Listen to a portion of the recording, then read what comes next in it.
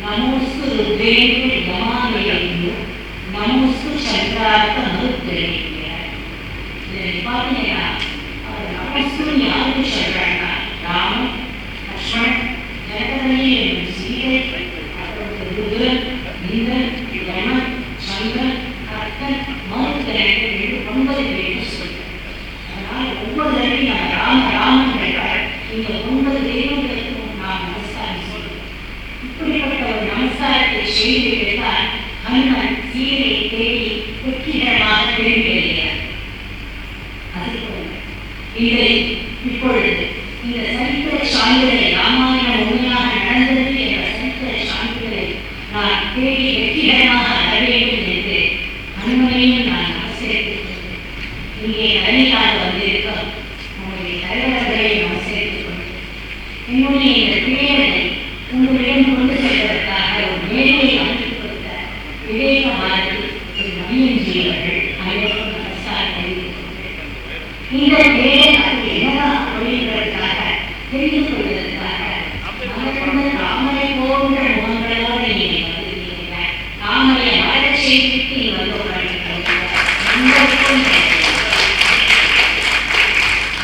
நான் சும்மா பொருளை பேசுறதுக்காக நான் ராமரை அப்படி சொல்றேன். ராமாயணத்திலே வால்மீகி அடிக்கடி இந்த ராமரை என்னன்னா ராமனுடைய கண்கள் ராமரை போன்ற கண்களோ 10 இடத்துல சொல்றாங்க. ராஜீவலோச்சனம் ராமம், கமலத்ராட்சம், பத்மாட்சம், அதாவது தாமரையுடைய இதழ்கள் எப்படி விரிந்து இருக்கிறதோ அதை போன்ற விரிந்த கண்களுடைய ராமன் என்றுதான் அவரை சொல்றார். அது மட்டுமல்ல, தாமரை குளிர்ந்தும் வருவார். அப்படிப்பட்ட தாமரை இருக்கிறார். தமிழ்நாட்டில் மட்டும் மலரணுங்கிறது பாரத தேசம் எங்கிலும் மலரச் செய்ய வேண்டும். அப்படி செய்தால் அந்த ராஜீவலோச்சன ராமன் இருக்கிறான் அல்லவா, அவனுடைய குளிர்ந்த கண்களில் இருந்து கடாட்சம் அனைவரையும் வந்து சேர்க்கிறது. ஆத்மார்த்தமாக சொல்லிக்கொண்டு இந்த உரையை நான் ஆரம்பிக்கிறேன். ராமாயணம் எப்பொழுது நடந்தது? ராமாயணம் எப்பொழுது நடந்ததுங்கிறோம்? திரேதாயுகம். திரேதாயுகம் எப்பொழுது ஆரம்பித்தது? 8 லட்சம் வருடங்களுக்கு முன்னால் திரேதாயுகம் இருந்தது. இப்போ 8 லட்சம் வருடங்களுக்கு முன்னால் ஒருவன் வாழ்ந்திருந்தான் என்றால் அவனுடைய அடையாளம் இன்று வரை இருக்கிறது. ஆயிருக்கலாம் இல்லையா? அது எப்படி நீங்கள் அவ்வளோ வருஷத்துக்கு முன்னாடி பிறந்தவன் இன்றைக்கும் நாம் நினச்சின்னு இருக்கோம் அவன் இடம் இதுதான் எப்படி சொல்ல முடியும்? அதனால் இது புனையப்பட்ட கதை. இதுதான் முதல். இது ஆன்மீக சார்ந்தவர்கள் கூட இந்த கேள்வியை கேட்கிறார்கள். இதுக்கு நம்ம ஒரு பதிலை கண்டிப்பாக சொல்லி ஆகணும். அந்த என்ன பதில்னாக்கா, முதல்ல அந்த யுகம்னா என்னன்னு நம்ம தெரிஞ்சுக்கணும். யுகத்தை பற்றி பார்த்திங்கன்னா 2 விதமான யுகங்கள் இருக்குது. இது எங்கே போய் தெரிஞ்சுக்கிறது? நீங்கள் சொன்னால் நாங்கள் எடுத்துட்டுருவோமோ? ஒரு ஜெயஸ்ரீ சொன்னால் எடுத்துக்க முடியுமா? கேட்கலாம் நீங்கள். இது எங்கே சொல்லியிருக்குன்னா, ஒன்று ஜோதிட சித்தாந்தங்கள் ஆரியபட்டியம் மாதிரி, இன்னொரு இடம் புராணங்கள், வாயு புராணம், பிரம்மாண்ட புராணம், இந்த மாதிரி புராணங்களை எடுத்திங்கன்னா அதில் தனியாக ஒரு பகுதியே இருக்குது. பிரபஞ்ச இயல், கால இயல் அப்படிங்கிறதுலையும் இந்த காலம், அதாவது யுகங்களை பற்றி சொல்கிறது. அதில் நீங்கள் ஜோதிடத்தில் சொல்கிறப்ப பார்த்தீங்கன்னா கிரகங்களால் அளக்கப்படுவது அதுதான் யுகம். அதாவது இந்த கிரகங்கள் எல்லாம் ஒன்றா ஒரு இடத்துல சேர்றதுன்னு வச்சுக்கோங்க. மறுபடியும் அது அந்த இடத்துக்கு வரத்துக்கு அது ஒரு அளவு, அதுதான் கலியுகம். இப்போ சமீபத்தில் தமிழ் புத்தாண்டு வந்தது. மேஷ ராசியில் சூரியன் நுழைந்தான். அந்த மாதிரி நுழையிறப்ப அனைத்து கிரகங்களும் ஒரு காலத்தில் ஒன்றாக சேர்ந்தன. இவங்க கிரகம்னு சொல்கிறது நீங்கள் யுரேனஸ் நெப்டியூன் அதெல்லாம் எடுத்துக்காதீங்க. இந்த ராகு கேது, இந்த செவ்வாய், சூரியன், சந்திரன், இதையும் தான் நம்ம கிரகம்னு சொல்லுவோம். இல்லை ராகு கேது நீங்களாக மற்ற இடங்களில் எல்லா கிரகங்களும் பார்த்திங்கன்னா மேஷ ராசியின் ஆரம்பத்தில் 5000 வருடங்களுக்கு முன்னால் கிருஷ்ணர் இந்த உலகத்தை விட்டு நீங்கிய போது சேர்ந்தது. மறுபடியும் அதே இடத்துக்கு வரத்துக்கு 4,32,000 வருடம் ஆகும். அது கலியுகம் ஒரு பங்குங்கிறது. இந்த சமயத்தில் நடுவில் வேறு எப்பவுமே சேராது. ஒரு உதாரணம் சொல்லணும்னா, இன்றைக்கி எங்கே கிரகங்கள்லாம் இருக்குது, எந்த இடத்துல சனி இருக்கிறது, செவ்வாய் இருக்கிறது, எந்தெந்த ராசியில், எந்தெந்த டிகிரியில், மறுபடியும் இதே இடத்துக்கு இவை வரணும்னா 4,32,000 வருடங்கள் ஆகும். அது கலியுகம். அதனுடைய 2 மடங்கு துவாபர யுகம், இதனுடைய 3 மடங்கு திரேதாயுகம், இதனுடைய 4 மடங்கு கிருதயுகம், இது எல்லாத்தையும் நீங்கள் கூட்டினீங்கன்னா வருது சதுர்மகாயுகம். அதோட 1000 மடங்குங்கிறது பிரம்மதேவன், அதாவது நம்மை படைத்த பிரம்மதேவனுடைய ஒரு பகல் அல்லது ஒரு இரவு, அதை நாம் கல்பம். அதோட அளவு எவ்வளோ தெரியுமா? 4.32 பில்லியன் வருஷங்கள். பில்லியன் வருஷத்தில் ஜஸ்ட் ஒரு பகல். அதை அளப்பதற்காகத்தான் அந்த கிரகங்கள் இருக்கின்றன. அதனால தான் நீங்கள் தெய்வத்தை நீங்கள் கும்பிடும் பொழுது, தெய்வத்திற்கு ஒரு ஹோமமோ பூஜையோ செய்கின்ற சங்கல்பத்தில் கலியுகே பிரதமே பாதேன அந்த யுகத்தை, கிரகத்தினால் அளக்கப்படுகின்ற யுகத்தை அங்குதான் உபயோகப்படுத்துகிறீர்கள். மனித வாழ்க்கைக்கு அது கிடையாது. ஏனென்றால் மனிதனுடைய வாழ்க்கை 60 வயசு தான், 60 வருஷம்தான். அந்த 60 வருடங்களில் இப்போ தான் 2வது டைப் ஆஃப் யுகம் சொல்ல போகிறேன். அந்த 60 வருடங்களில் அவன் தர்மத்தோடு வாழ்கிறானா இல்லை அதர்மத்தால் வீழ்கிறானா, இதை பொறுத்து தான் அவனுடைய வாழ்க்கை. அதனால் தர்மத்தால் அளக்கப்படுவது மற்றொரு யுகம். இதில் பார்த்தீங்கன்னா 4 பங்கு தர்மம்னு ஒரு கணக்கு வச்சுருக்கான். 4 பங்கு தர்மம் இருந்தால் கிருதயுகம், 3 பங்கு தர்மமும் 1 பங்கு அதர்மமும் இருந்தால் திரேதாயுகம். அப்படிப்பட்ட காலகட்டத்தில் தான் ராமன் பிறந்தான். 2 பங்கு தர்மமும் 2 பங்கு அதர்மமும் இருந்தால் துவாபர யுகம். 3 பங்கு அதர்மமும் 1 பங்கு தர்மமும் இருந்தால் நாம் இருக்கின்ற இந்த கலியுகம். இதை நீங்கள் பரீட்சித்தோட கதையில் பார்க்கலாம். பரீட்சித் அரசனோட கதையில் வரும். இந்த மாதிரி ஒரு மாட்டினுடைய கால் உடஞ்சு போயிருக்கு அப்படிங்கிறது. ஒவ்வொரு காலும் ஒரு யுகத்தை நம்ம சொல்கிறபடி. இதில் நீங்கள் திரேதா யுகத்தில் பார்க்குறப்ப அதர்மம் 1 பங்கு இருந்தது. அதனால தான் ராமனுடைய அந்த இன்னொரு தாயாரான கைகேயி காட்டுக்கு போன்னு சொன்னான். இது சத்தியயுகமாக, அதாவது கிருதயுகமாக இருந்தால் இது ஆயிருக்காது. நீங்கள் சொல்லலாம், அது எப்படி நீங்கள் சொல்கிறத நான் ஏற்றுக்கணுமா? இது வாயு புராணத்துலேயும் பிரம்மாண்ட புராணத்துலேயும் சொல்லியிருக்கு. சரி, நம்ம வால்மீகி ராமாயணத்தையே பார்ப்போம். அதில் திரேதாயுகம்னு சொல்லியிருக்கா? தேடுங்க. அந்த 6 காண்டங்கள் வரையில் பார்த்தால் திரேதாயுகமே வராது. பின்ன வேறு என்னதான் வரும்? கதையோட ஆரம்பத்திலேயே நாரதர் வால்மீகிக்கு ராமனுடைய கதையை சொல்வார். அந்த இடத்துல அவர் சொல்லுவார், ராமன் மிகச்சிறப்பாக ஆட்சி செய்து வந்தான், அதனால் அவனுடைய நாடு கிருதயுகத்தில் இருந்தது. அங்கே திரேதாயுகம் நம்ம நினைக்கிற ராமனுடைய காலத்தில் கிருதயுகம் நடந்து கொண்டிருந்தது என்கிறார். அதே மாதிரி இன்னொரு இடத்துல இந்த யுகம் பற்றி வருது. அது எங்கன்னா லங்கையில் வருது. ராவணன் கிட்டக்க அவனுடைய தாத்தா மால்யவான் சொல்லுவார். அப்போ ராமன் கரையை கடந்து வந்துட்டான், எப்போ வேணால் சண்டை வந்துடும். அதனால் மால்யவான் ராவணன் கிட்டக்க உன்னால் நம்முடைய குலமே நாசமாக போகிறது அப்படின்னு சொல்லப்படுற இந்த யுகத்தை பற்றி சொல்கிறார். அவர் என்ன சொல்கிறாருன்னா, எப்பொழுதெல்லாம் அதர்மத்தை முழுங்கிவிட்டு தர்மம் தலை தூக்கி நிற்கிறதோ அங்கே கிருதயுகம் இருக்கும். எப்பொழுதெல்லாம் தர்மத்தை முழுங்கிவிட்டு அதர்மம் தலை தூக்கி நிற்கிறதோ அங்கே கலியுகம் இருக்கும். ராவணா, நீ அதர்மவானாக இருக்கிறாய், நீ செல்லும் இடமெல்லாம் கலியுகம் இருக்கிறது. இது சொல்லப்படுவது ராமாயணத்தில். அதனால் நம்ம இப்போ ஒரு இம்ப்ரெஷனில் இருக்கோம், ஆஹா ராமாயணம்னா திரேதாயுகம் அப்படின்னு. லட்சக்கணக்கான வருஷம் கிடையாது. தர்மத்தின்படி அப்பொழுது எந்த அளவு தர்மம், அது திரேதாயுக தர்மம் இருந்தது, அதன்படி தான் இருந்ததுன்னா. இப்போ ஒரு கேள்வி, அடுத்த கேள்வி. இதில் என்னென்னா நிறைய பாயிண்ட்ஸ் இருக்குது. எல்லா பாயிண்ட்டையும் நம்ம லிங்க் பண்ணிகிட்டே வரணும். இப்போ திரேதாயுகம் சொல்லிட்டீங்க, அது எப்படி மெஷர் பண்ணுறது? என்னைக்கு அது ஆரம்பித்தது, என்னைக்கு அது முடிஞ்சது, அந்த கேள்வி வருது. அதுக்கும் வாயு புராணமும் பிரம்மாண்ட புராணமும் ஒரு பதில் சொல்கிறது. அது என்ன சொல்கிறதுன்னா, இந்த பாரத தேசத்தில் எப்பொழுது மழை பெய்ய ஆரம்பித்ததோ அப்பொழுது திரேதாயுகம் ஆரம்பித்தது. ஒரு காலகட்டத்தில் மழையே இல்லாமல் இருந்ததுன்னு தான் கிளைமட்டாலஜி சொல்கிறது. அதாவது பனியுகம் என்னும் ஐசேஜ் இருந்தது ஒரு 12,000 வருஷத்துக்கு முன்னாடி. அதற்கப்புறம் அந்த டயத்தில் பார்த்திங்கன்னா ஆறுகளே இல்லை, கங்கை இல்லை, இந்த தட்சிண நதிகளெல்லாம் ஓடவே இல்லை, ஏன்னா மழை இல்லை. 1 வருஷம் 2 வருஷம் இல்லை, பல்லாயிரக்கணக்கான வருடங்களாக மழை இல்லை என்று அறிவியல் சொல்கிறது. அதைத்தான் இந்த புராணமும் சொல்கிறது. அப்போ நம்ம அறிவியலை பார்க்குறோம். அப்போ முதல்ல பாரத தேசத்தில் எப்போ மழை பெஞ்சுது, எப்போ பருவமழை ஆரம்பிச்சதுன்னா அறிவியல் ஆராய்ச்சி இருக்கிறது.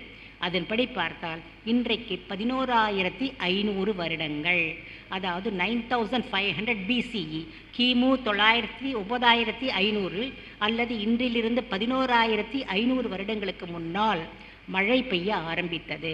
அதிலிருந்து திரேதாயுகம் ஆரம்பித்தது.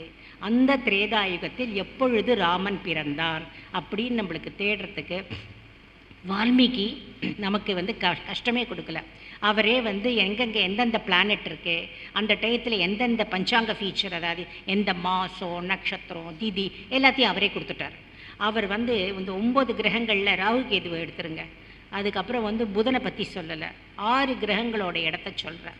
நானும் முன்னாடியே சொன்னேன், இந்த 4,32,000 வருடத்தில் வந்து ஒரு தடவை ஒரு காம்பினேஷன் வந்ததுன்னா மறுபடியும் அது ரிப்பீட் ஆகாது.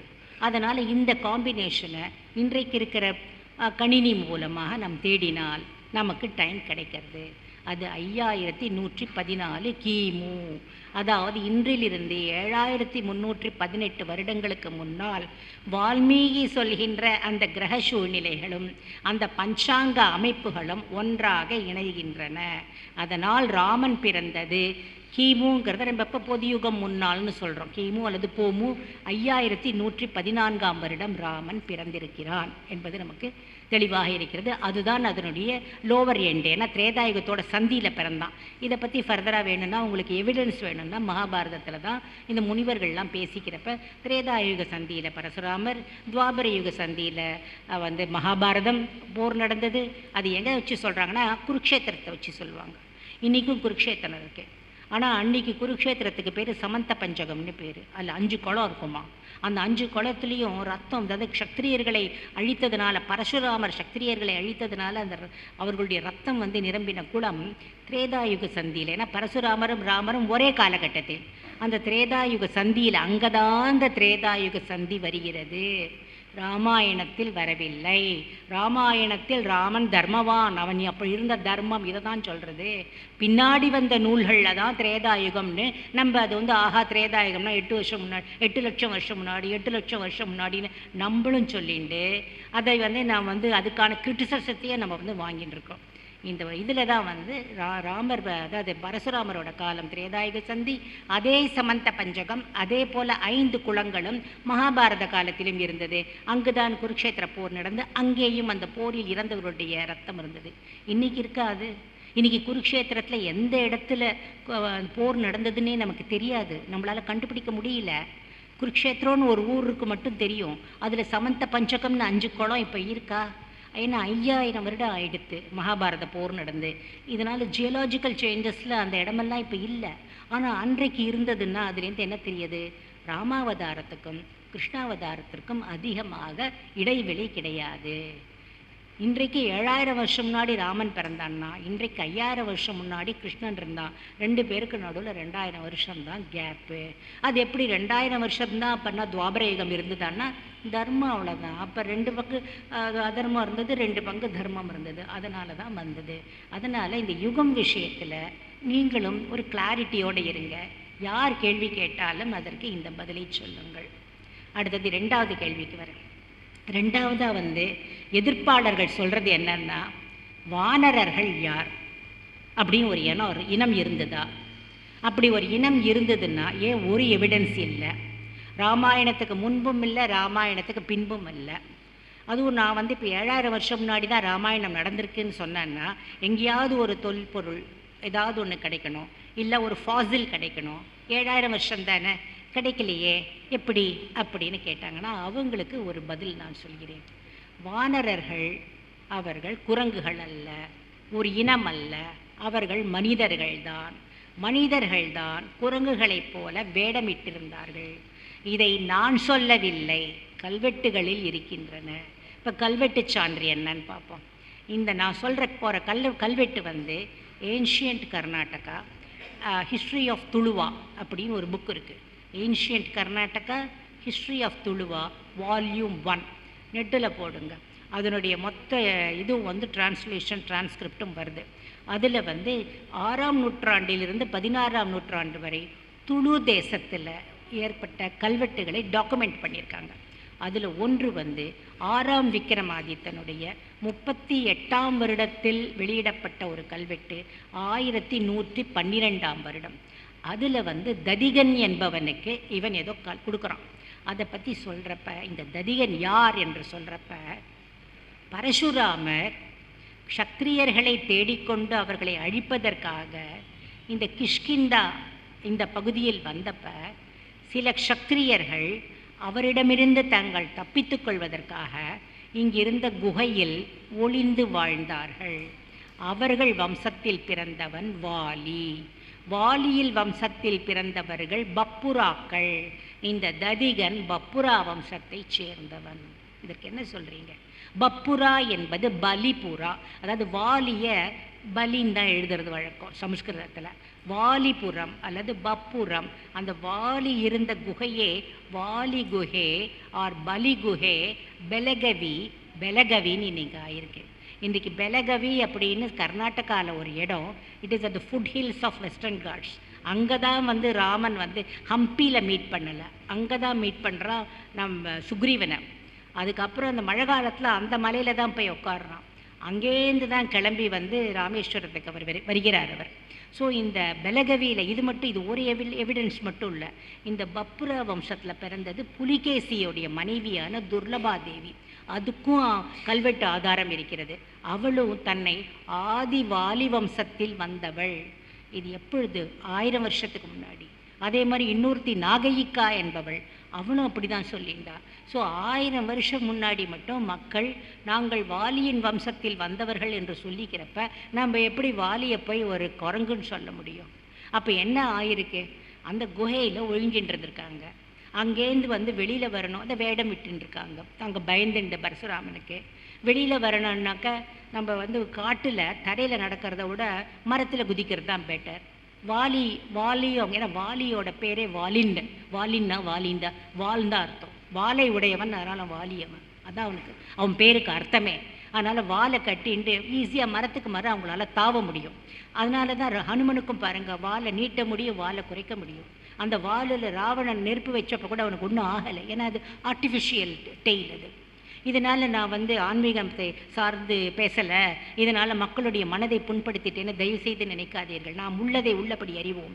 அந்த சமயத்தில் அவர்கள் அப்படித்தான் அந்த மாதிரி தன் உருமாறிக்கொண்டு மறைந்திருந்து வாழ்ந்தார்கள். அதனால தான் வால்மீகி ராமாயணத்திலே அடிக்கடி வரும், இந்த வானரர்கள் தங்களுடைய உருவத்தை அடிக்கடி மாற்றின்றுவாங்க. ஹனுமன் முதல்ல ராமனை போய் பார்க்குறப்ப ஒரு மனிதனாக, ஒரு சன்னியாசியாக தான் போய் பார்ப்பான். அது எப்படி முடியும்?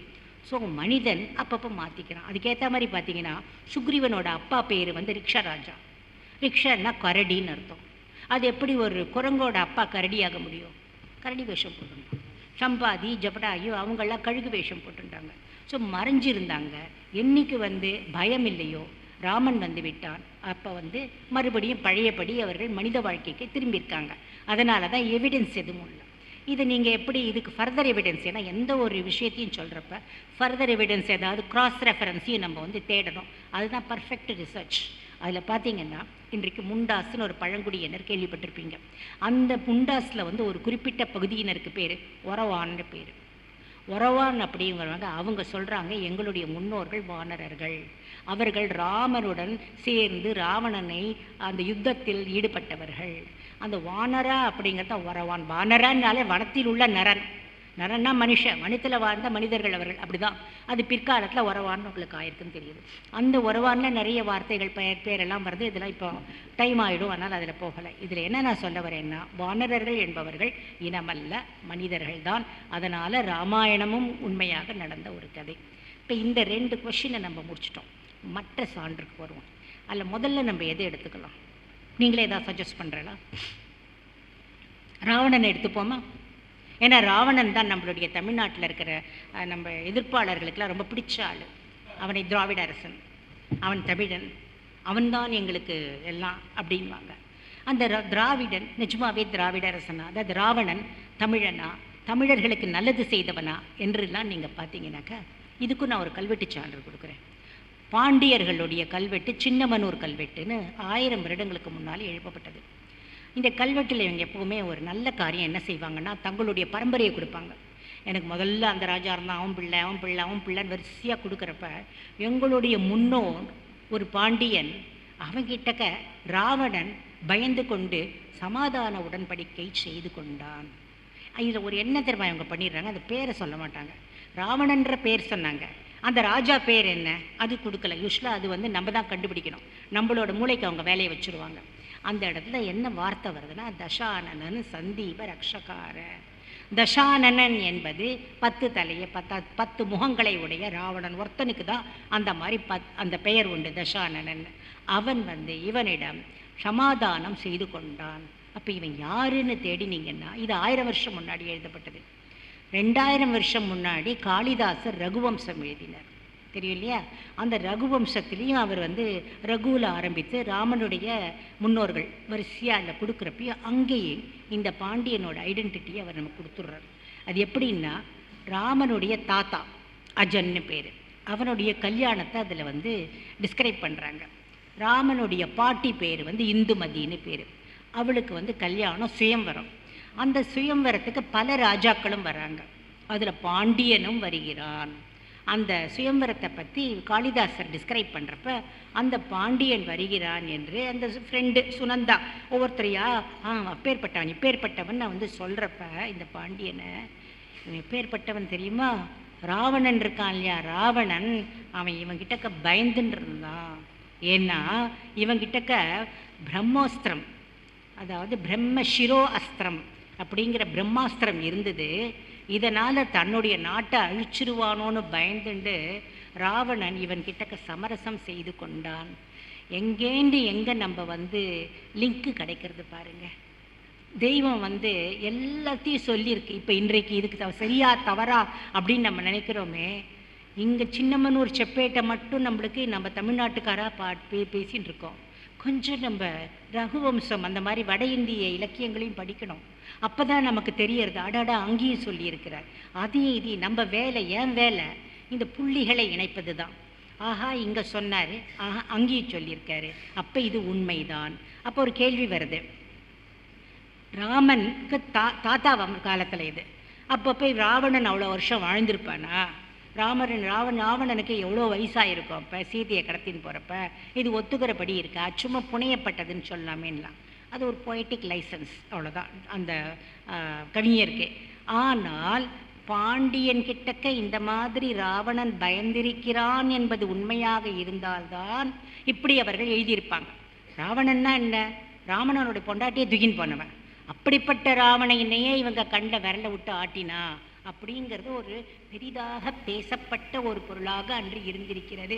அதனால் அவர் ரகுவம்சத்தில் அவ்வாறு சொல்கிறார். அதனால் ராவணன் என்பது உண்மை. அப்படின்னா அந்த அரசன் யார்? அந்த தமிழரசன். ஏன்னா நாம்லாம் தமிழர்கள். அப்போ தமிழரசன் கிட்டக்க ஒருத்தன் பயந்தான்னா அவன் தமிழனான்னு ஒரு கேள்வி வருது. அப்போ அவன் யார்? அவனுக்கு பார்த்தா தமிழர்களுக்கு பிடிக்காது. தமிழரசர்கள் அவனை வெறுத்திருக்கிறார்கள், அன்றைக்கு வெறுத்திருக்கிறார்கள். இன்றைக்கு எதற்காக நாம் வந்து ராவணனை அப்படியே அணைத்து கொள்ள வேண்டும்னு தெரியல. அப்போ இந்த அரசன் யார் அப்படின்னு நீங்கள் தேடணும் அப்படின்னு பார்த்தீங்கன்னாக்கா அதற்கும் வந்து ராமாயணத்திலேயே ஒரு க்ளூ இருக்குது. அதாவது ராமாயணத்தில் பாண்டியனை பற்றி சொல்கிறது. எங்கே சொல்கிறதுன்னா, இந்த சீதையை தேடுறதுக்காக எல்லாரும் போகிறாங்க. 4 திசையிலேயே அவங்க போகிறப்ப சுக்ரீவன் வந்து சொல்கிறான், தெற்கு திசையில் போகிறப்ப ஒவ்வொரு இடமா சொல்லிகிட்டே வரான். சொல்லிட்டு வரப்ப இது காவிரிக்கு அப்புறம் தாமிரபரணி, அதற்கப்புறம் கவாடம். கவாடம்னு சொல்ல வரப்ப பாண்டியானாம் கவாடம், பாண்டியர்களுடைய நாடான கவாடம், அங்கே போய் தேடு. இதை இத்தனை நாள் மட்டும் சமஸ்கிருதம் தெரிந்தவர்கள் தான் வால்மீகி ராமாயணம் படித்து வந்தார்கள். கவாடம் என்றால் வாயில், வாசல், வாசல் புறம் என்ற அர்த்தம். அதனால் பாண்டியனுடைய வாயிலில் தேடு, அப்படிதான் அவங்க வந்து மொழிபெயர்த்திருப்பாங்க நீங்கள் பார்த்தீங்கன்னா. ஆனால் தமிழ் சைட்லேருந்து வந்த நமக்கு தெரிகிறது கவாடம் அல்லது கவாடபுரம் என்பது 2ஆம் சங்கத்தின் தலைநகரம். இதை வந்து நக்கீரர் தன்னுடைய நூலில் வந்து இறையனார் களவியல் விரையில் சொல்கிறார். முதல் சங்கத்தின் தலைநகரம் தென்மதுரை, அது அழிந்த பிறகு கடலால் அது அழியிறது, அதற்கப்புறம் கவாடம் என்ற இடம் வருகிறது. அப்போ கவாடம் ராமாயணம் பீரியடில் இருக்குன்னா அந்த பீரியடு தான் என்னன்னு நம்ம சொல்ல முடியும். நக்கீரர் சொல்கிறது படி பார்த்திங்கன்னா இன்றைக்கு 7000 வருடங்களுக்கு முன்னால் தான் கவாடம் எக்ஸிஸ்டன்ஸ்க்கே வந்தது, அதுதான் தலைநகரம் ஆயிடுச்சு. அதனால் இப்போ முன்னாடி நம்ம சொன்ன 7000ம் இந்த 7000ம் ஒன்றாக பொருந்தி வரதை நம்ம பார்க்கலாம். அப்போ வந்து யார் அப்போ ராஜாவாக இருந்தால் பாண்டிய ராஜா யார்? அந்த பாண்டிய ராஜா யார் என்று நாம் வந்து தேடுறப்ப இதுக்கு ராமாயணத்தில் தான் ஒரு க்ளூ. ராமாயணத்தோட 11வது வனவாசத்தின் 11வது வருஷத்தில் ராமர் அகஸ்தியரை பஞ்சவடியில் பார்க்குறார். அவர் சொன்னப்புறம் தான் பஞ்சவடிக்கு வருவார். அந்த டயத்தில் அகஸ்தியர் இருந்த இடம் பஞ்சவடி. ஆனால் 14வது வருஷம் அங்கிருந்து அவர் காவிரிக்கு வந்துடுவார். ஏன் வந்து விடுகிறார்? இதற்கு பதில் உத்தர ராமாயணத்தில் வருது. ஏன்னா ராமர் பின்னாடி ராஜாவானப்புறம் சம்பூகனை வடம் செய்யறதுக்காக அதே இடத்துக்கு வரப்ப அங்கே கூட வந்தவங்க சொல்கிறாங்க, அகஸ்தியர் இங்கே தான் இந்த காவிரி குண்டத்தில் தண்ணியில் நின்றுண்டு 12 வருடங்கள் அவர் தவம் செய்து கொண்டிருந்தார். அந்த தவம் முடிந்து விட்டது, நாம் அவரை பார்த்து விட்டு செல்வோம். இது உத்தரகாண்டத்தில் இருக்கு. உடனே போய் பார்க்குறாங்க. அது அப்போ எதுக்காக பார்க்குறாங்க? அதுக்கப்புறம் அகஸ்தியர் வடநாட்டுக்கே வரமாட்டார். அவர் ரிக்வேத ரிஷி. அதற்கப்புறம் அவர் தமிழ்நாட்டுக்கு வந்துடுகிறார். ஏன்னு பார்த்தா இங்கே அடுத்த புள்ளிக்கு வர, அடுத்த புள்ளி போகர் 7000 என்று போகர் என்னும் சித்தர் எழுதின நூல். அதில் இந்த அகஸ்தியரை பற்றியும் சொல்கிறப்ப அவர் சொல்கிறார், அகஸ்தியர் கவாடபுரத்தில் 2வது சங்கத்தை ஆரம்பித்து வைக்க வேண்டும், இலக்கணத்தை படைக்க வேண்டும் என்பதற்காக தண்ணீரில் 12 வருடங்கள் தவம் செய்தார். யாரை நோக்கி? முருகனை நோக்கி. முருகன் அவருக்கு தமிழை உபதேசம் செய்தார் என்று அவர் சொல்கிறார். அந்த உபதேசத்தை வாங்கிட்டு தான் அவர் கபாடபுரத்துக்கு வந்திருக்கார். அப்படின்னா அப்போ தான் அந்த முதல் சங்கம் அழிந்து 2ஆம் சங்கம் வந்திருக்கிறது.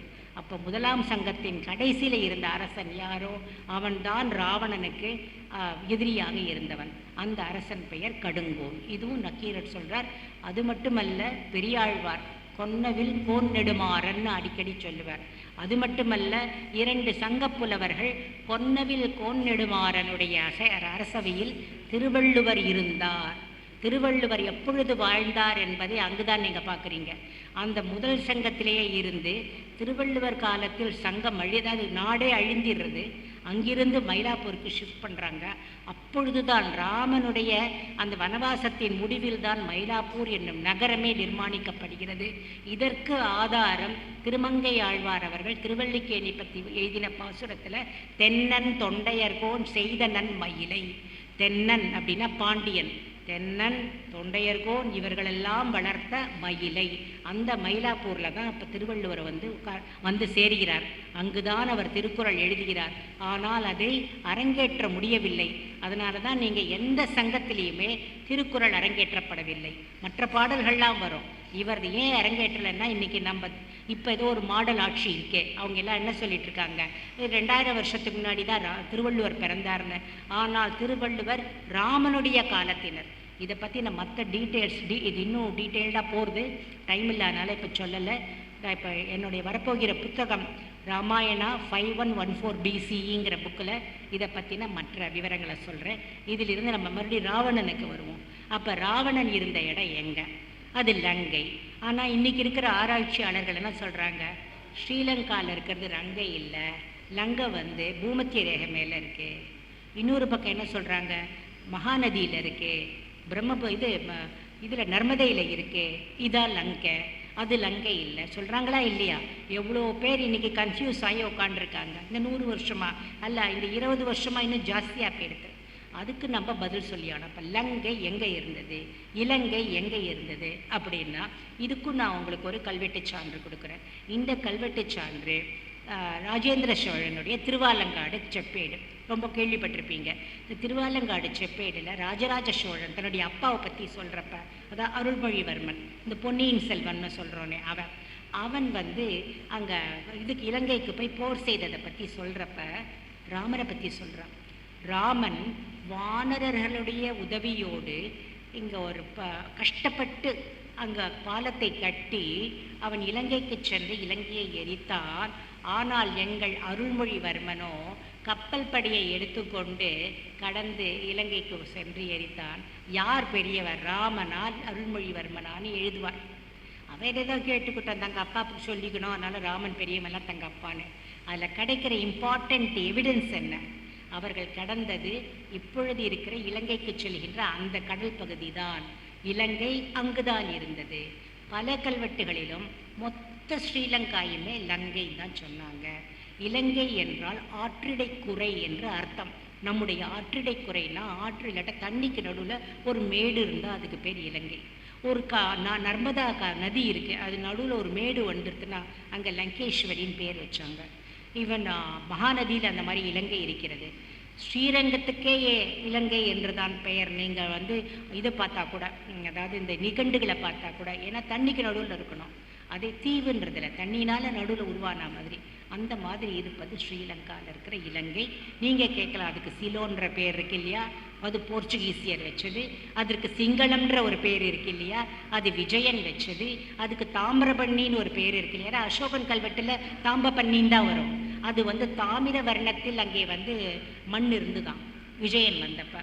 அதனால் வந்து அவன் தாமிர வர்ணின்னா, அது பாலி மொழியில் தாம்ப பன்னின்னு ஆயிடுது.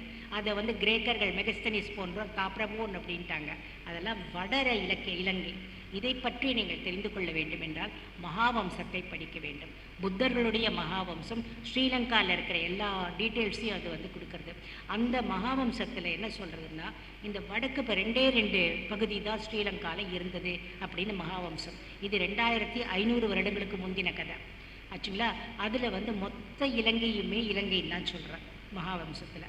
அதில் இலங்கையின் வடபகுதியில் சிரீஷ வஸ்து அப்படின்ற ஒரு நாடும், இலங்கையில் தென்பகுதியில் லங்காபுரி இருந்தது.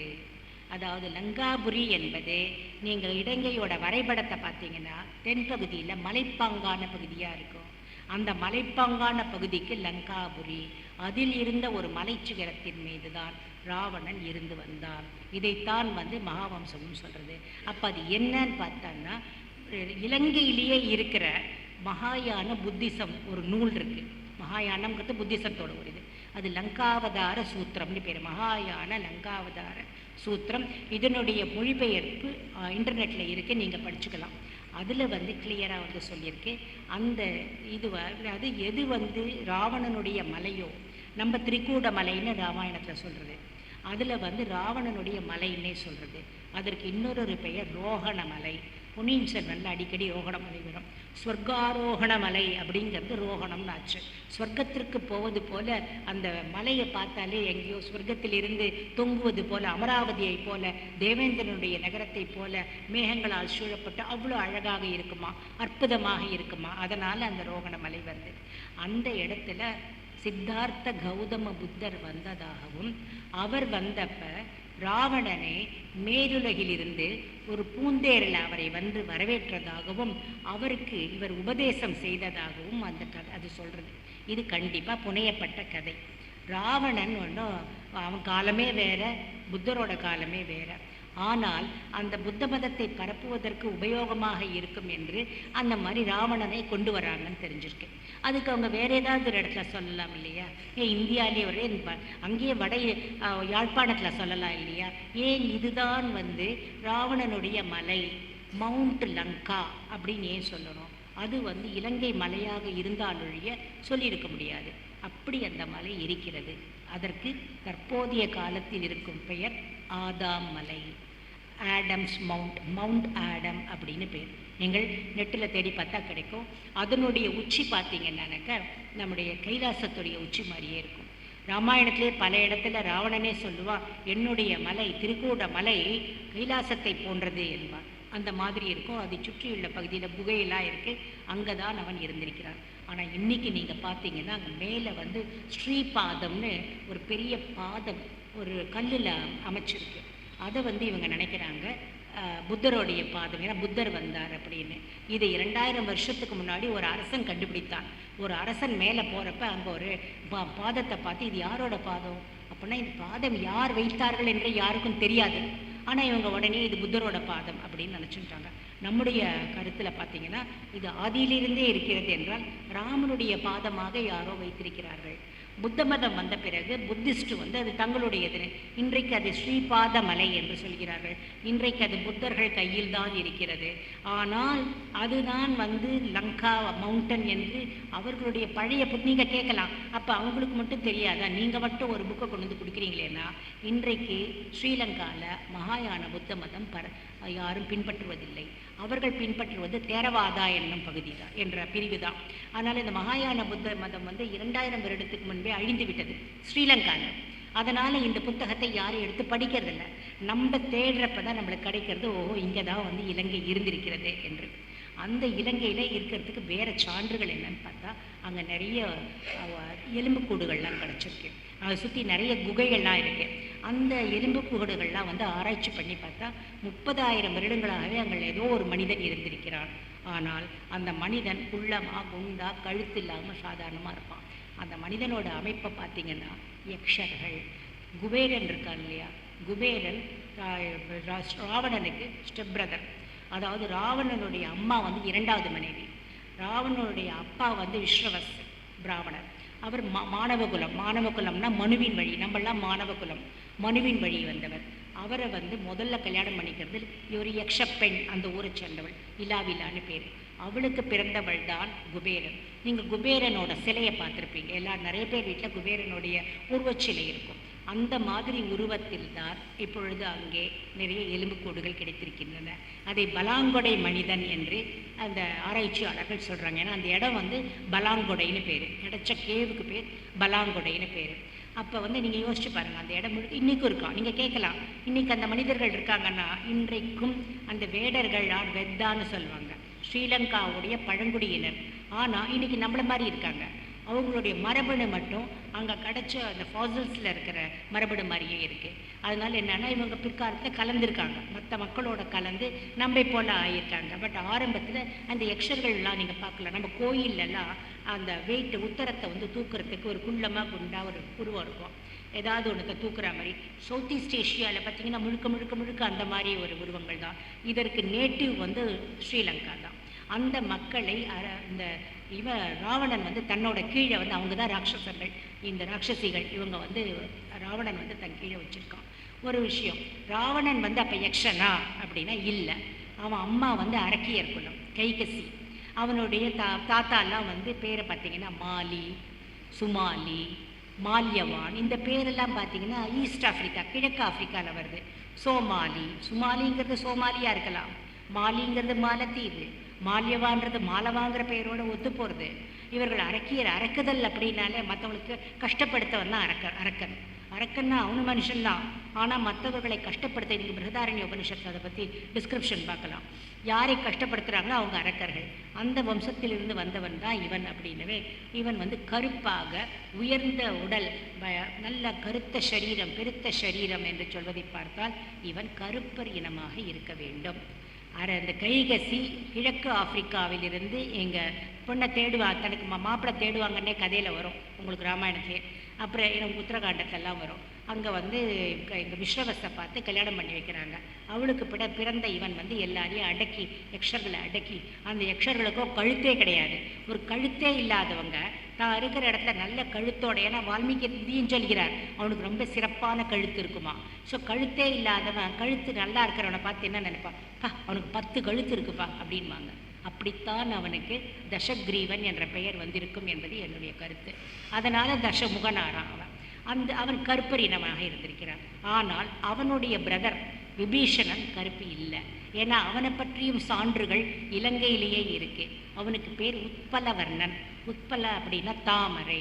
தாமரை பாருங்க, அங்கேயும் போய் தாமரை பெய்டுத்து. ஒருவேளை இனிமேல் வரப்போகிற காலத்திலும் அங்கே தாமரை மலருமோ தெரியாது. அங்கே வந்து லங்காலையும் உத்பலவர்ணன் என்ற பெயருடன் தான் விபீஷணன். விபீஷணன் என்று இலங்கையில் உள்ள காவியங்கள் சொல்வதில்லை. அவன் இருந்த இடம் கொழும்புவுக்கு பக்கத்தில் கெலேனியா என்று ஒரு இடம் இருக்கிறது. அதற்கு ஒரிஜினலி கல்யாணி என்று பெயர். கல்யாணின்னா சமஸ்கிருதத்தில், கெலேனியான்னு பாலி மொழியில், இன்றைக்கு தமிழில் அந்த களனி என்கிறார்கள். அந்த களனி பகுதியில் இப்பையும் விபீஷணனுடைய கோயில், ஆனால் அது வந்து புத்த விகாரமாக ஆயிடுது. அதில் வந்து பின்ன அந்த விபீஷணனுக்கு முடிசூட்டினது, இந்த சித்திரங்கள், சில உருவங்கள்லாம் இருக்குது. அது அதற்குள்ள முழுக்க அது வந்து புத்த விகாரம். அதாவது இதை மறக்கிறதுக்கு முன்னாடி நாம் இதை முன்வைக்கணும். அது விபீஷணனுடைய இடம். அதற்கு ஏற்றாற் போல இலங்கையில் பல காவியங்கள், சந்தேச காவியங்கள், அதாவது தூதுவிடு காவியங்கள், அதாவது மயில் விடு தூது, அன்னப்பறவை விடு தூது அப்படின்லாம் தூது காவியங்கள்லாம் இருக்குது. அந்த தூது காவியங்களில் இது சொல்லப்படுறது. இந்த இடத்தில் உத்பலவர்ணன் அவன் ராமனுடைய உதவியால் நாட்டை பெற்றான். உத்பலவர்ணனே, அதே போல எங்கள் அரசனுக்கும் எங்கள் நாட்டை எங்களிடமே இருக்கும்படி செய். இந்த அளவுக்கு ஓப்பனாக சொல்லியிருக்குன்னா அப்புறம் நம்ம ஏன் சந்தேகப்படணும்? அந்த லங்கை என்பது உண்மை. விபீஷணன் அந்த இடத்துல தான் இருந்து அந்த சான்று நம்முடைய பாரத தேசத்தில் இல்லைன்னு நம்மளுடைய இண்டாலஜிஸ்ட்லாம் சொல்கிறாங்க. ஆனால் அங்கே பார்த்தீங்கன்னா இலங்கையில் இந்த ராமாயணத்திற்கான ராவணனுக்கான சான்று அந்த இடத்துல இருக்கு. கடைசியாக முடிக்கிறதுக்கு முன்னாடி நான் வால்மீகியை பற்றி ஒரு விஷயத்தை சொல்லிடுறேன். வால்மீகி இதை எழுதினார். அந்த வால்மீகி தமிழிலும் எழுதியிருக்கிறார். தமிழில் புறநானூறில் 358வது பாடல் அவரால் தான் எழுதப்பட்டது. அதில் வந்து வால்மீகி யாரையும் தான் இருக்கும். அதில் புறநானூறுன்னா புற வாழ்க்கையை பற்றி சொல்லணும், எந்த தெய்வத்தை பற்றியும் சொல்லக்கூடாது. இதில் அவர் லக்ஷ்மியை பற்றி சொல்லுவார். திரு என்று லக்ஷ்மியை பற்றி சொல்லுவார். இவருடைய ராமாயணத்திற்கே இவர் வைத்த பெயர் சீதாயாச்சாரியிடம் மகத். சீதை மேலே இவருக்கு ரொம்ப பிரியம். சீத்தை பக்கத்தை வச்சுட்டு தான் இவர் ராமாயணம் எழுதினார். இதுலேயும் திருவை பற்றி அதாவது எப்படி சொல்கிறாருனாக்கா, நீ பற்ற விடு, உலகமும் தவமும் நீங்கள் வந்து எடுத்து கம்பேர் பண்ணிங்கன்னா தவம் தான் பெரியது. அதனால் உலக பற்றை யார் விட்டாரோ அவரை விடாள் திருவே, விடவதோர் இவள் கைவிட்டாளே. அதாவது உலகப்பற்ற நீ விடலைன்னா இவள் விட்டு போயிடுவான். லக்ஷ்மி கிட்டக்க மட்டும் ஒன்று தான், அவள் வந்தாலும் வருவா, போனாலும் போவா, இருப்பான்னு நினைப்போம். நம்ம கூட இருப்பான்னு சொல்லவே முடியாது. செல்வம் என்று வேணாலும் வரும், எப்போ வேணாலும் போயிடும், அவளை நம்பவே முடியாது. ஆனால் நீங்கள் பற்றில்லாமல் இருந்தால் அங்கே அவள் ஒட்டிக்கொள்வாள். இது வந்து வால்மீகி. இது வந்து ஒரு ஆச்சரியமாக இருக்கும். ஏன்னா நம்ம என்ன சொல்லுவோம், பற்று எப்படி விடுறது, நமக்கால் விட முடியாது. அதுக்கு தான் நம்ம திருவள்ளுவர் கூட என்ன சொல்வார், பற்றற்றான் பற்றினை. தெய்வத்துக்கு தான் பற்று கிடையாது, அவனை பிடிச்சிக்கோங்க, அப்போ தான் உங்களுக்கு அப்பற்று விடற்கு, உங்களுக்கு பற்று போகிறதுக்கு தெய்வத்தை பிடிச்சிக்கணும்வாங்க. ஆனால் வால்மீகி என்ன சொல்கிறார், நீ பற்ற விடு, அப்போ தான் உன்னை வந்து பற்றி கொள்வாள். அதாவது ஒரு கருத்தாக்கம் இருக்கிறது இல்லையா, அது வந்து உருவாகி கொண்டு பல காலமாக நமக்கு உருவாக்கி இப்போ ஒரு கருத்து. இப்போ நம்மளெல்லாம் பற்ற விட்டுருன்னா முடியாது, அதனால் தெய்வத்தை பிடிச்சிக்கோ, உனக்கு பற்று போகும்னு இப்போ மாற்றியிருக்கா. ஆனால் அந்த காலத்தில் அப்படி இல்லைன்றது நம்மளுக்கு தெரியுது. இதே கருத்தை வால்மீகி அவர்கள் எழுதின ஆனந்த ராமாயணத்திலும் இதே கருத்தை அவர் சொல்கிறார்.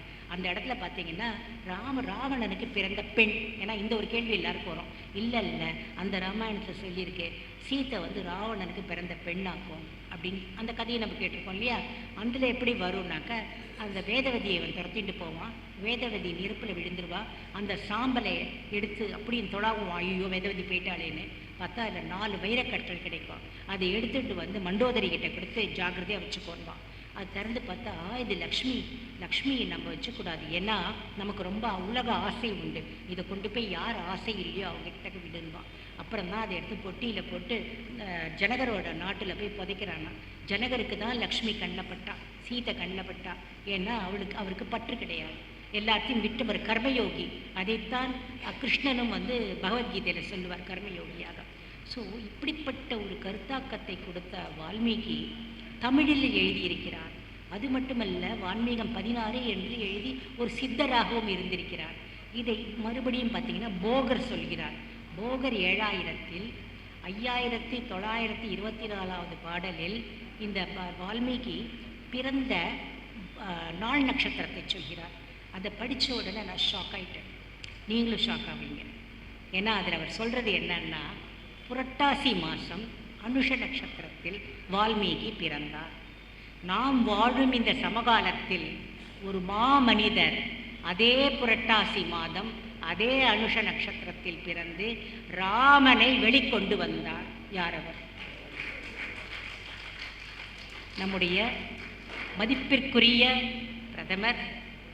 தேரோட்டியாக எப்படி கிருஷ்ணன் வந்து அர்ஜுனனுக்கு பாண்டவர்களுக்கு வெற்றியை எடுத்து கொடுத்தானோ, இவரும் அத்வானிஜிக்கு தேரோட்டியாக இருந்து இன்றைக்கு அங்கே பிராண பிரதிஷ்டை செய்தார். கேட்கலாம் நீங்கள், ஏன்னா பிரைம் மினிஸ்டர் ஆனதுனால அவர் வந்தாரா, அவர் செய்தாரா? 125 கோடி மக்களில் யாருக்கும் கிடைக்காத பாக்கியம் எப்படி அவருக்கு கிடைத்தது? எல்லாரும் கேட்குறோம். ஆனால் இங்கே பார்த்தீங்கன்னா வால்மீகி பிறந்த அதே மாதம், அவர் வந்து செப்டம்பர் 17, 1950ஆம் வருடம் போய் செக் பண்ணுங்க, புரட்டாசி மாதம் அனுஷ நட்சத்திரத்தில் பிறந்திருக்கிறார். எப்படி இந்த ஒரு அதனுடைய இப்படி ஒற்றுமை எப்படி வந்தது? யார் இவர்? அன்றைக்கு வால்மீகி இந்த மாதிரி ராமனை வெளிக்கொண்டு வந்தார். கலியுகத்தில் ராமனை இழந்து 500 வருடங்கள் எவ்வளவு பேர் ரத்தம் சிந்தினோம். மறுபடியும் அந்த ராமனை வெளிக்கொண்டு வந்ததற்காக கலியுக வால்மீகியாக உடனே நான் விடலை, பவிஷ்ய புராணத்தை தேடினேன். ஏன்னா பவிஷ்ய புராணத்தில் வரப்போகிற காலத்தில் சொல்லுமே வால்மீகியை பற்றி சொல்கிறது.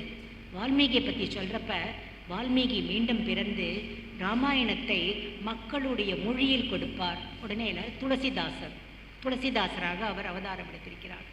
அப்போ மீண்டும் அவர் அவதாரம் எடுத்தாரோ, நான் இது ஒரு தனிநபர் ஸ்துதியாக சொல்லவில்லை.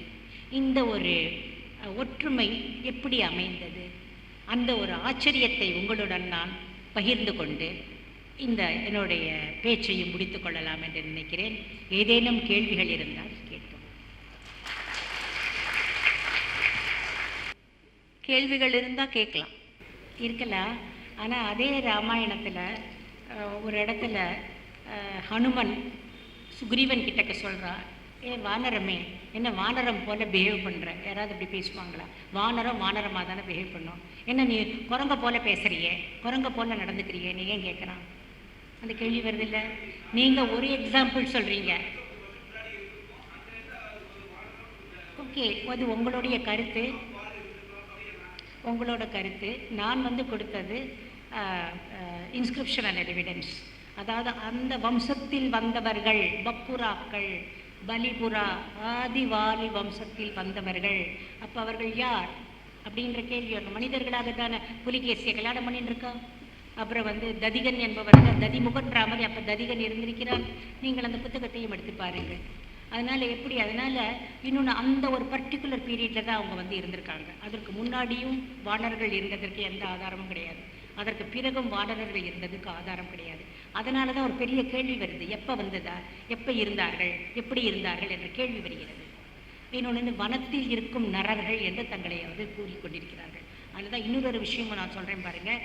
ஒரவான் ஏன் அந்த முண்டா மக்கள் தங்களை வானரர்களுடைய வம்சாவளின்னு சொல்லிக்கிறாங்க. அந்த பழங்குடி மக்கள் அதில் பார்த்திங்கன்னா கபிராஜுன்னு அவங்க பேர். கபின்னா வானரம்னு அர்த்தம். அதே மாதிரி கிஷ்குன்னு அதில் ஒரு பிரிவு, கிஷுக்காடு என்று தான். இப்போ அந்த இன்ஸ்கிரிப்ஷனில் கிஷ்கின் தானே எழுதியிருக்காது, கிஷுக்காடு, கிஷு தான் அது பேர், காடு கிஷுக்காடு. ஸோ இந்த மாதிரி நிறைய விஷயங்கள் இருக்குது. அதே மாதிரி எப்படி ஒரு சுக்ரீவனோட அப்பா ரிக்ஷராஜாக இருக்க முடியும்? இதுலேயே பலரும் கரடிகளாக, ராமாயணத்திலே வரும், வானர சேனையில் பலர் கரடிகளாக இருந்தார்கள். என்னென்னா அந்த குளிருக்கும் அந்த காட்டில், அந்த நாளில் அடர்ந்த காட்டில் தங்களை காப்பாற்றிக் கொள்வதற்காக ஏதேனும் ஒரு கரடியுடைய தோலை எடுத்து போர்த்தி கொண்டு கரடியாக இருந்த தன்னை காட்டிக்கொள்ளலாம். இவர்களும் அந்த மாதிரி ஒரு, ஏன்னா வால் இருந்தால் ரொம்ப easy, from place to place அவங்க ஜம்ப் பண்ணி போயிடலாம். அப்படியே இது மேலேயே, மரத்து மேலேயே கீழே இறங்கி நடக்க வேணாம். பூச்சி போட்டு கடிக்கும், பாம்புகள் எவ்வளோ மிருகங்கள் இருக்கும். இதெல்லாம் காப்பாற்றி கொள்வதற்கு அது மிகவும் சிறந்தது. அப்புறம் ஏன் வாலிங்கிற பெயர் என்ன? வாலிங்கிற பெயரோட எட்டிமாலஜி பாருங்கள், தேடுங்க. சான்ஸ்கிரிட்டில் வாலின் அப்படின்னா என்னன்னு பாருங்கள். டெய்ல், ஹேரி, இதான் கொடுத்துருப்போம். அதனால் வெளியில் இது மாதிரி நீங்கள் இன்னொன்று பார்த்தீங்கன்னா வால்மீகி பல இடங்களிலும் சிலதெல்லாம் சூட்சமமாக தான் சொல்லியிருக்கேன்.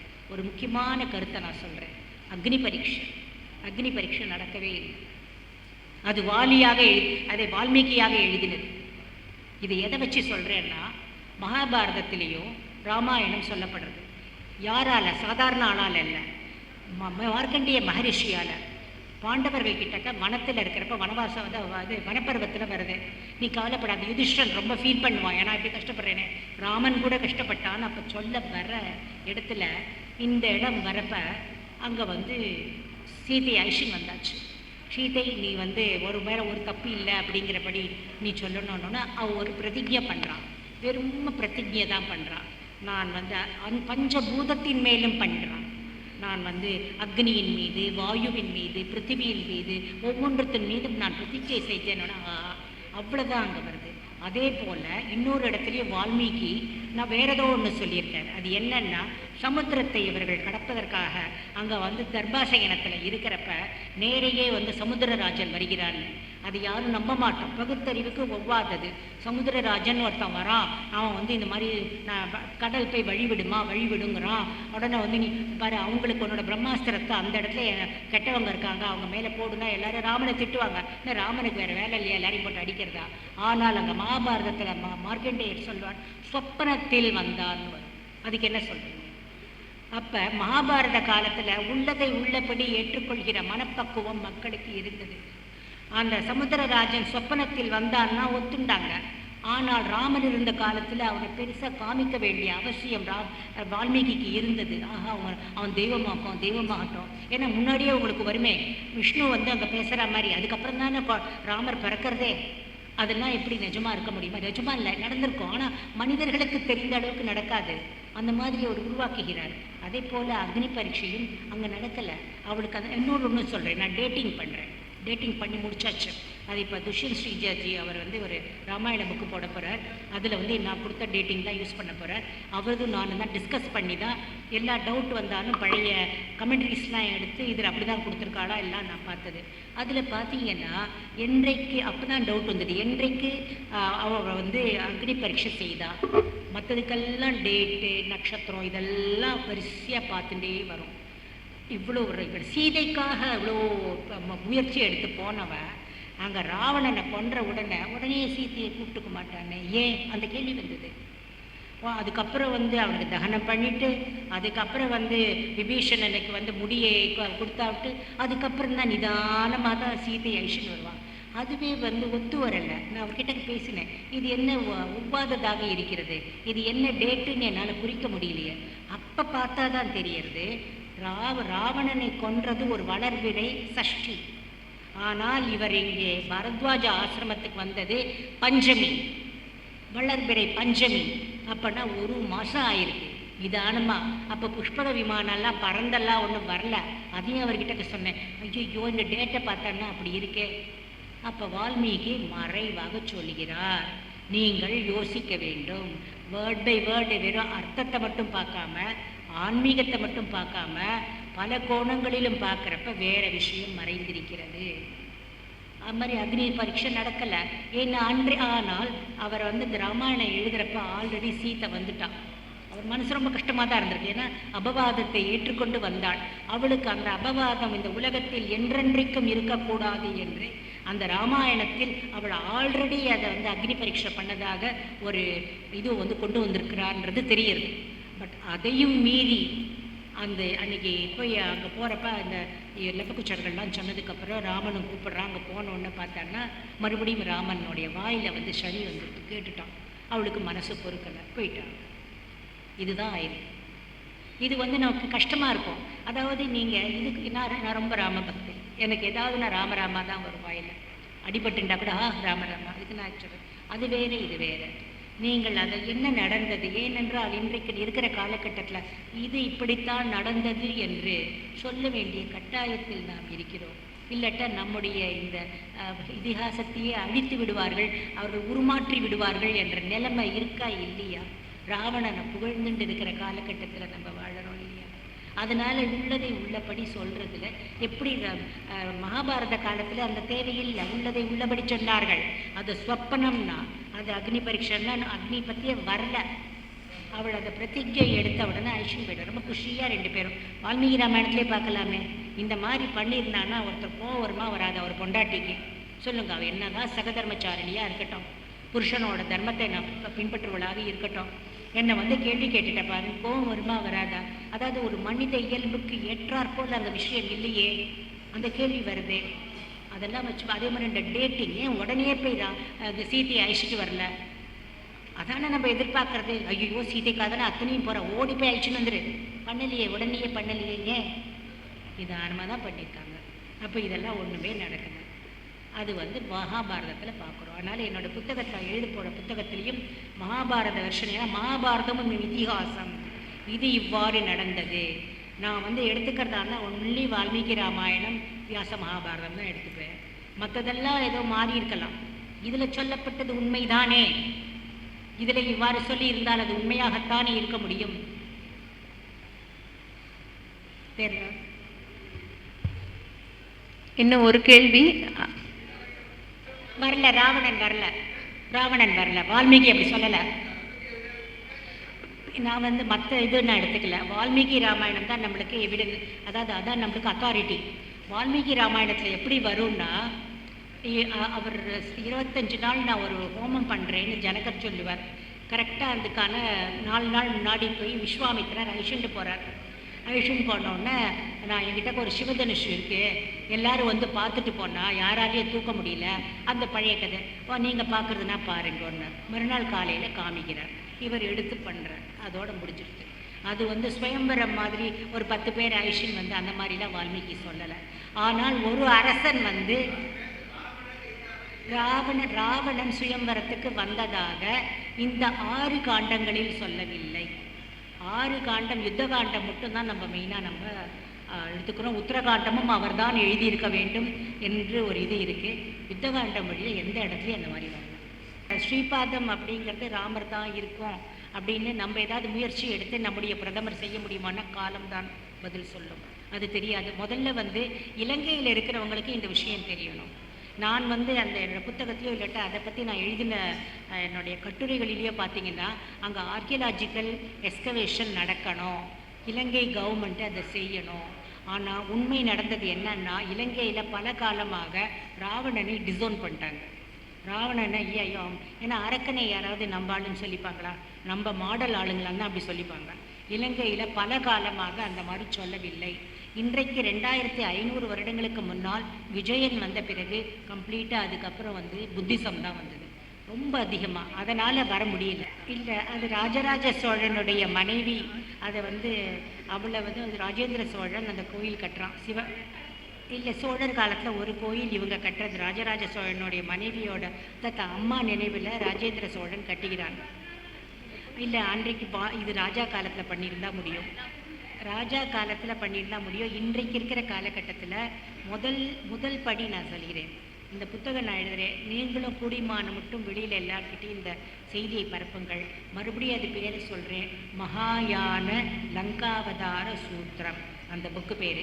நெட்டில் நீங்கள் பார்த்தீங்கன்னா கிடைக்கும். ஸோ இது ஆதாம் மலை, அங்கே அதுதான் முதல்ல அவங்க ஆர்கியலாஜிக்கல் எஸ்கவேஷன் பண்ணி அதனுடைய தொன்மையை அவங்க ப்ரூவ் பண்ணட்டும். ஏன்னா இப்போ எல்லாரும் புத்திஸ்டாக இருக்கவே அவங்க டக்குன்னு மாற மாட்டாங்க. ஆனால் ஒரு காலம் வரும், இது வந்து ராமன் வந்த இடமா இருக்காங்க, அவ்வளோதான், அப்போ தான் பார்க்க முடியும். வரலாற்று சான்றாக நம்மால் அதை நினைத்து பார்க்கும் பொழுது நினைவுபடுத்திக்க முடியல. குறிப்பெடுத்திருந்தால் மட்டும்தான் நம்மளால் அதை நினைவுபடுத்திக்க முடியும். ஆனால் அது எந்த ஒரு குறிப்பும் இல்லாமல் நல்ல ஆழமாக அதில் ஆராய்ச்சி பண்ணி மனதில் பதித்து வைத்துள்ளார்கள். அவர்களுடைய இந்த ஆராய்ச்சிகளையும் அவர்களுடைய ஆராய்ச்சி கட்டுரைகளையும் அவர் எழுதிய புத்தகங்களையும் வாசித்தால் நமக்கு மேலும் நல்ல ஒரு புரிதல் இருக்கும். அவர் எழுதியிருக்கக்கூடிய புத்தகங்கள் நிறைய இருக்குது. Mahabharata 3136 BCE validation of the traditional date அப்படிங்கிற அந்த புத்தகத்தில் எப்படி மகாபாரதனுடைய அந்த தேதியை குறித்து வரலாற்று சான்றுகள் இருக்குது. ராமானுஜனுடைய இதிகாசம், அதில் வந்து டீகோடிங் தி ஐடென்டிட்டி ஆஃப் கிருமிகாந்த சோழர், இந்த மாதிரி வரலாற்று ஆராய்ச்சி கட்டுரைகள் புத்தகங்களாக வெளிவந்துள்ளன. அவற்றையெல்லாம் படிப்போம்.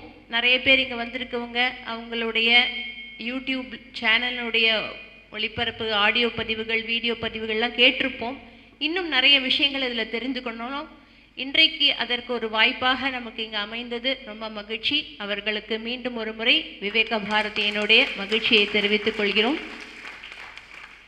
அவருக்கு ராம ஜென்மபூமியினுடைய அந்த கோயிலினுடைய அந்த சிறிய கட் அவுட் அப்போ கொடுக்கல, இப்போ கொடுக்குறோம்.